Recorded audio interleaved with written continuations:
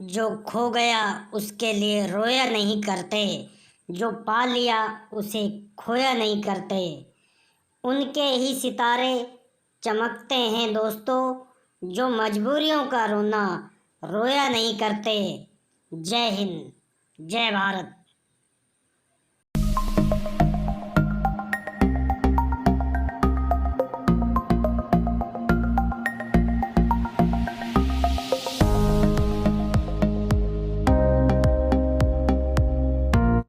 Good morning friends, welcome to my YouTube channel Sangyan Pratiyogi संस्थान। तो friends, आज हम बात करेंगे 30 अप्रैल और 1 मई के करंट अफेयर्स की। तो देखिए फ्रेंड्स, यदि आप चैनल पर नए हो, चैनल को सब्सक्राइब करना, बेल आइकन को प्रेस करना न भूलें। और दोस्तों, आपको एक बात जहन में उतारनी होगी कि यदि आपको कुछ कर गुजरना है, आपको सिलेक्शन लेना है, तो रेगुलर करंट अफेयर्स पूरा देखना है। आपका एक सिंगल क्वेश्चन भी बाहर नहीं जाएगा दोस्तों। हमारी मेहनत भी तब ही सफल होगी जब आप इसको रेगुलर देखोगे, पूरा वीडियो देखोगे। क्योंकि दोस्तों, बहुत ज़्यादा मेहनत करके और हम वीडियो तैयार करते हैं, आपका सिंगल क्वेश्चन बाहर नहीं जाने वाला है।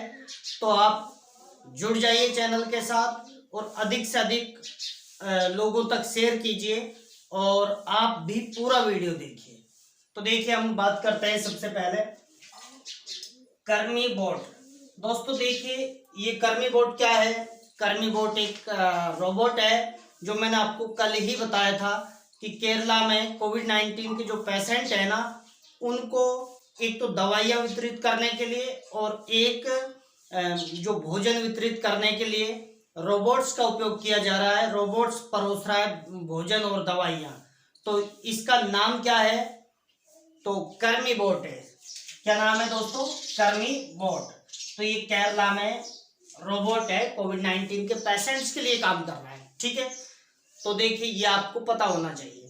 केरला के बारे में मैं कई बार बता चुका हूँ, ऐसे तो फिर भी जो भी कुछ नए स्टूडेंट जुड़ते हैं तो उनके लिए बताना पड़ता है। तो देखिए, यहाँ के सीएम पिनराई विजयन हैं। यहाँ के जो गवर्नर हैं दोस्तों, वो हैं आरिफ मोहम्मद खान। यहाँ का राष्ट्रीय उद्यान है दोस्तों, एक तो है शांत घाटी राष्ट्रीय उद्यान और एक पेरियार है। और बात करते हैं तो यहाँ के कैपिटल यहाँ की तिरुवनंतपुरम है। यहाँ का नृत्य कथकली और मोहिनी अट्टम है। और बात करते हैं तो दोस्तों, यहाँ भारत का सबसे प्राचीन मार्शल आर्ट की शुरुआत यहीं से हुई थी, जिसका नाम है कलारी पयट्टू। तो दोस्तों, ये सारी चीजें आपको कोई नहीं बताएगा। कलारी पयट्टू यूपीएससी 2016 में पूछा गया था, तो जबरदस्त है। हाँ, लोग पढ़ा रहे हैं करंट मतलब पर डे का करंट भी पढ़ा रहे हैं, बहुत सारे लोग लगे हुए हैं, लेकिन वही जानी पहचानी चीजें, वही मोटी मोटी चीजें सब वो पढ़ा रहे हैं, लेकिन गहराई से हम आपको पूरा अध्ययन करवा रहे हैं। तो देखिए, नेक्स्ट बात करते हैं।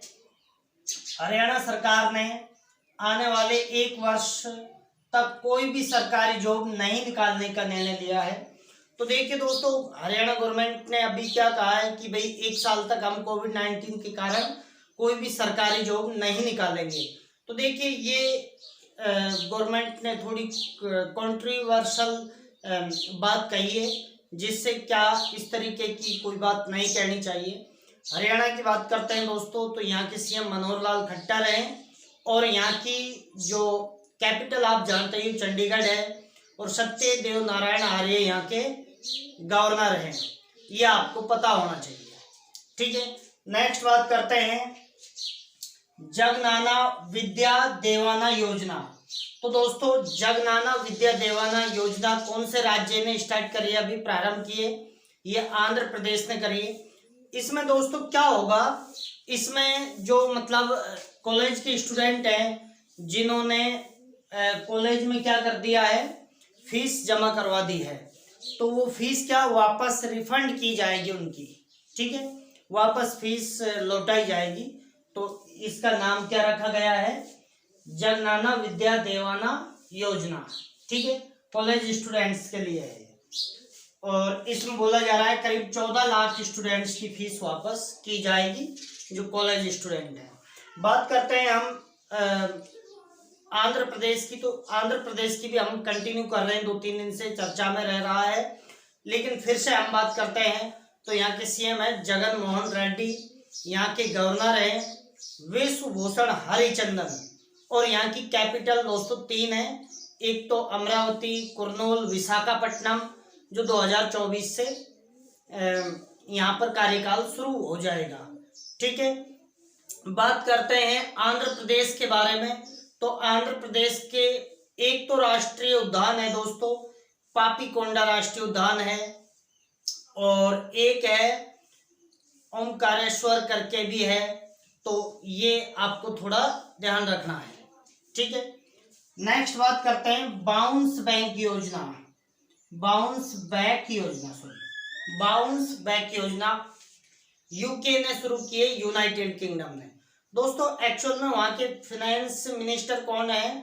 ऋषि सुनक, भारतीय मूल के हैं ऋषि सुनक। उन्होंने जो यूनाइटेड किंगडम के जो फाइनेंस मिनिस्टर हैं यानी वित्त मंत्री हैं, उन्होंने मतलब इसका शुरुआत की है। तो आपको ये ध्यान देना है, बाउंस बैक योजना छोटे जो कारोबारी हैं उनको विदाउट इंटरेस्ट, बिना ब्याज के ऋण वगैरह उपलब्ध करवाया जाएगा। इसलिए आपको ये थोड़ा ध्यान रखना है। अच्छी पहल है ये यूके के द्वारा, तो आपको ये ध्यान रखना है। नेक्स्ट बात करते हैं इंडियन डिस्टेंस रनर झूमा खातून पर 4 साल के लिए डोपिंग प्रतिबंध।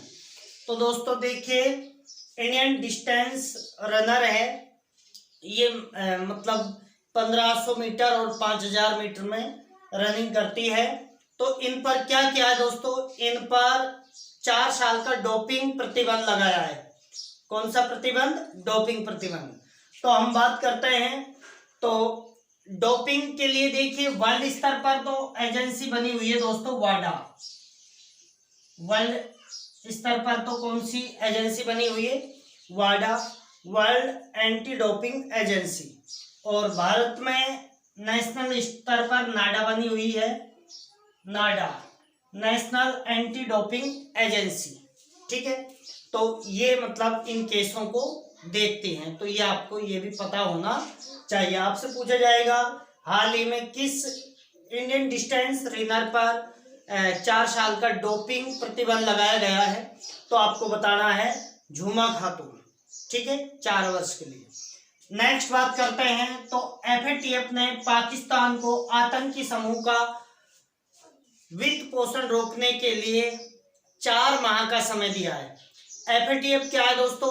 Finance action task force. Finance action task force है, यानी वित्तीय कार्रवाई दल होता है ये। एफएटीएफ क्या टेरर फंडिंग वगैरह को रोकने के, जैसे कोई देश है जो टेरर फंडिंग कर रहा है, मनी लॉन्ड्रिंग कर रहा है, तो उसको मतलब ये क्या अलग अलग लिस्टों में डाल देता है। जैसे अभी पाकिस्तान को 4 माह में ये कहा है कि भाई आप टेरर फंडिंग रोकिए, यानी आतंकवादियों को जो पैसे देते हैं उसको रोकिए, मनी लॉन्ड्रिंग पर काम कीजिए, तब आपको क्या ग्रे लिस्ट से बाहर निकाला जाएगा। अभी पाकिस्तान ग्रे लिस्ट में है, अन्यथा यदि आपने कोई कदम, सराहनीय कदम नहीं उठाए तो आपको ब्लैक लिस्ट में भी डाला जा सकता है। अभी ब्लैक लिस्ट में एक तो दोस्तों नॉर्थ कोरिया है, एक ईरान है। नेक्स्ट बात करते हैं, तो देखिए एयरटेल ने भारत में 5G नेटवर्क क्षमता बढ़ाने के लिए नोकिया के साथ $1 बिलियन का समझौता किया है।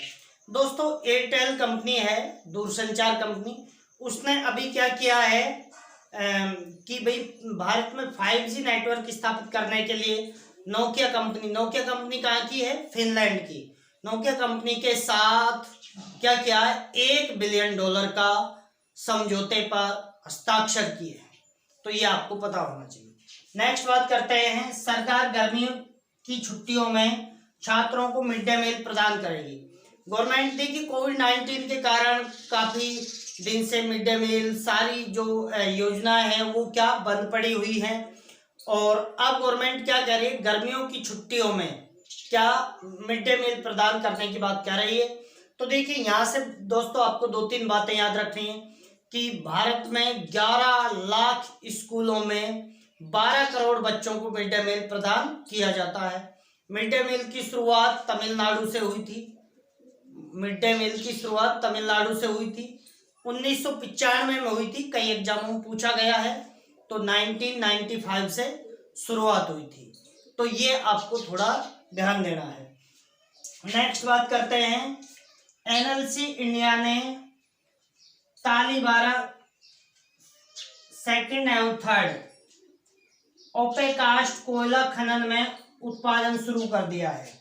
तो देखिए एनसीएल इंडिया कंपनी ने क्या किया दोस्तों, तालीबीरा ओडिशा में है, वहां पर कोयले का खनन प्रारंभ कर दिया। आपसे ये खान पूछी जा सकती है, तालीबीरा खान कौन से राज्य में स्थित है? तो आपको ध्यान रखना है कौन से में, ओडिशा में। 2-3 दिन पहले दोस्तों मैंने कोयले के बारे में जो कोयल इंडिया लिमिटेड CIL के बारे में बताया था दोस्तों। वो कौन से में, एक अभ्यारण्य है असम में, देहिंग पटकाई अभ्यारण्य, उसमें खनन के लिए मतलब वहां पर मंजूरी वगैरह दी गई है। तो और ये तालीबीरा भी आपसे पूछा जा सकता है, देहिंग पटकाई अभ्यारण्य पूछा जा सकता है, वो भी कोयले का बड़ा क्षेत्र है, वो असम में, ये ओडिशा में है। ठीक है, ओडिशा की बात करते हैं तो यहाँ के CM नवीन पटनायक हैं और यहाँ के गवर्नर गणेशी लाल हैं। कैपिटल भुवनेश्वर है। यहाँ के राष्ट्रीय उद्यान सिमलीपाल और भीतरकनिका है और जूलॉजिकल पार्क भी है यहाँ पर, नंदनकानन। तो ये सारी बातें आपको पता होनी चाहिए। ओडिशा में चिल्का लेक है जो भारत की सबसे बड़ी झील भी है। नेक्स्ट बात करते हैं दोस्तों, तो देखिए नेक्स्ट क्या बात करेंगे हम, राजा रवि वर्मा के बारे में। तो देखिए दोस्तों, ये तो आप जानते ही होंगे, यदि अच्छे कंपटीटर हो और वास्तव में आप एग्जाम फाइट करना चाहते हो तो इतना तो आप जानते होंगे कि राजा रवि वर्मा कौन थे। और यदि आप वास्तव में एग्जाम फाइट करने के लिए तैयारी नहीं कर रहे हो तो फिर मेरे चैनल पर आपको पढ़ने की कोई जरूरत नहीं है, क्योंकि ये चैनल तो पढ़ाई के लिए है दोस्तों।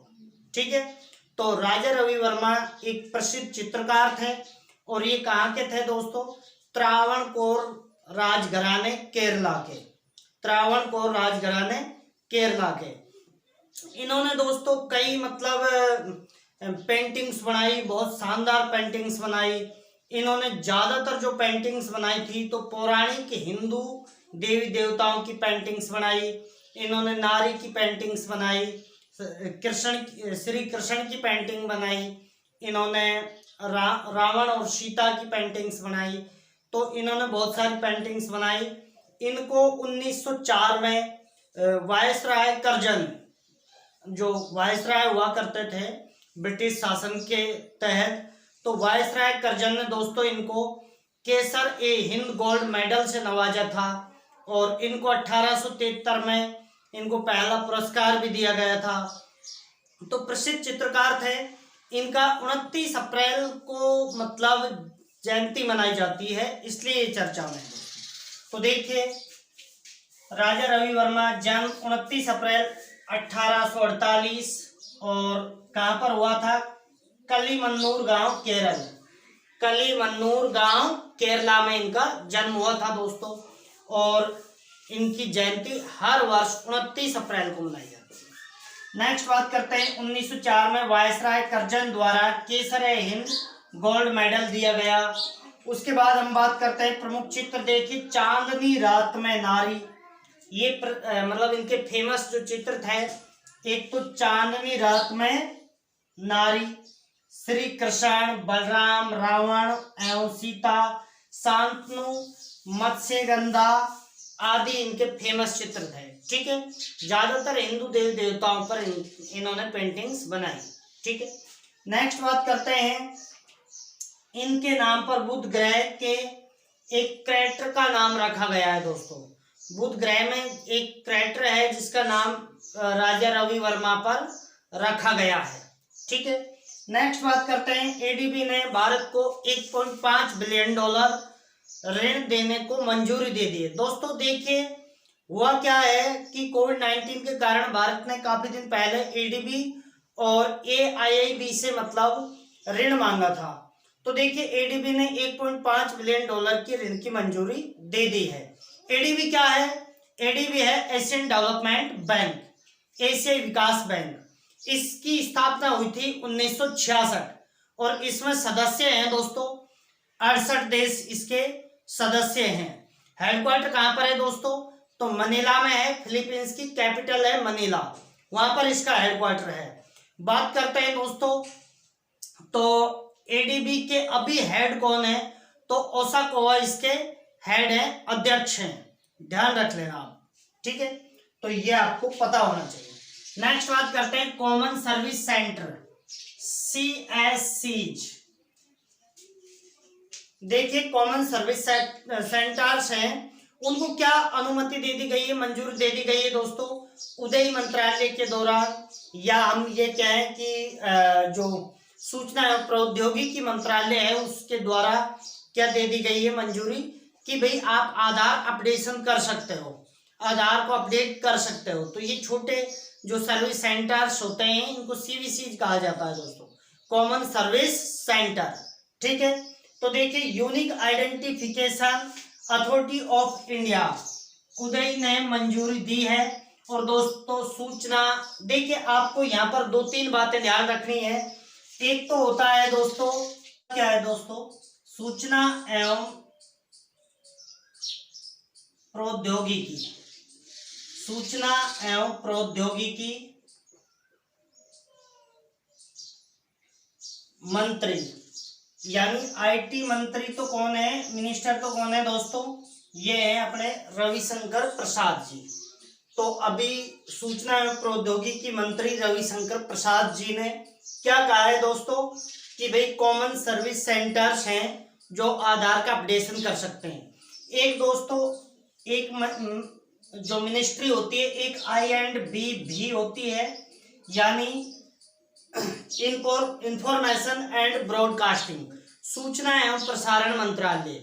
तो देखिए ध्यान आप रखें, सूचना एवं प्रसारण मंत्री तो प्रकाश जावड़ेकर हैं और सूचना एवं प्रौद्योगिकी IT मंत्री हैं रविशंकर प्रसाद।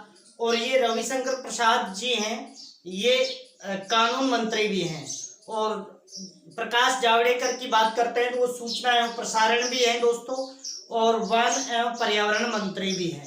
तो ये आपको पता होना चाहिए, कंफ्यूज मत हो जाना। नेक्स्ट बात करते हैं चकमा एवं होजोंग।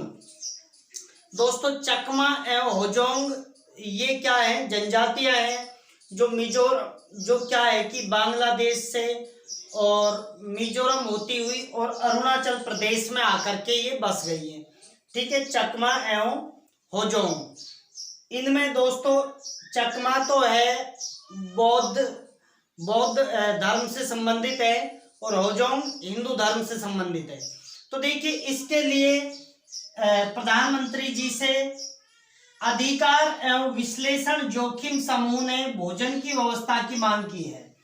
भाई PM मोदी जी से जो अधिकार एवं विश्लेषण जोखिम समूह है, जब क्या है कि जोखिम की स्थिति होती है तब वो संस्था क्या करती है, भाई सरकार से रिक्वेस्ट करती है कि भाई चकमा, अभी तो किसके लिए किया है, चकमा एवं होजोंग जनजाति को भी क्या होना चाहिए, भोजन उपलब्ध करवाना चाहिए गवर्नमेंट के द्वारा, ये बात बोली गई है दोस्तों। अब आपको एक बात यहाँ पर ध्यान देनी है कि चकमा एवं होजोंग जनजाति को वोट का अधिकार कब दिया गया दोस्तों? 2004 में। 2004 में कुछ ये चकमा जनजाति मिजोरम में भी रहती है, लेकिन अभी जो बात की गई है ये किसके लिए की गई है? अरुणाचल प्रदेश की, ठीक है। तो ये आपको पता होना चाहिए। नेक्स्ट बात करते हैं भ्रष्टाचार नियंत्रण कानून के दायरे में मानद विश्वविद्यालय शामिल किए गए हैं। तो दोस्तों देखिए भ्रष्टाचार नियंत्रण कानून का मतलब उपयोग इन जो मानद यूनिवर्सिटीज हैं, यानी जो PhD की यूनिवर्सिटीज हैं, उन पर भी भ्रष्टाचार का मतलब कानून पूरी तरह से लागू होगा। ठीक है। भ्रष्टाचार नियंत्रण अधिनियम 1988 का है और यूजीसी एक्ट कब का है दोस्तों? 1956। यूजीसी क्या है? यूनिवर्सिटी ग्रांट कमीशन एक्ट, है ना। तो देखिए, विश्वविद्यालय अनुदान आयोग अधिनियम 1956 का है और भ्रष्टाचार नियंत्रण अधिनियम 1988 का है। नेक्स्ट बात करते हैं दोस्तों। तो देखिए, South Asian seasonal climate outlook forum SASCOF, SASCOF ने क्या करा है दोस्तों? जो क्या है कि साउथ एशियन जो कंट्रीज हैं, दक्षिण एशियाई जो देश हैं, उनके लिए बारिश का अनुमान जताती है सास्कॉफ, यानी south Asian seasonal climate outlook forum. तो इसने सामान्य बारिश की बात कही है। कहां पर दोस्तों? साउथ एशिया में। ठीक है, तो ये आपको ध्यान रखना है। नेक्स्ट बात करते हैं वर्चुअल पीटर्सबर्ग जलवायु संवाद, वर्चुअल पीटर्सबर्ग जलवायु संवाद। तो दोस्तों, वर्चुअल का मतलब तो ऑनलाइन, यानी जो वीडियो कॉन्फ्रेंसिंग के द्वारा किया जाता है। तो दोस्तों, ये क्लाइमेट चेंज को लेकर के, जलवायु परिवर्तन को लेकर के क्या होता है? पीटर्सबर्ग संवाद होता है जर्मनी में। तो दोस्तों, ये इसकी एक्चुअल में शुरुआत कहाँ से हुई थी?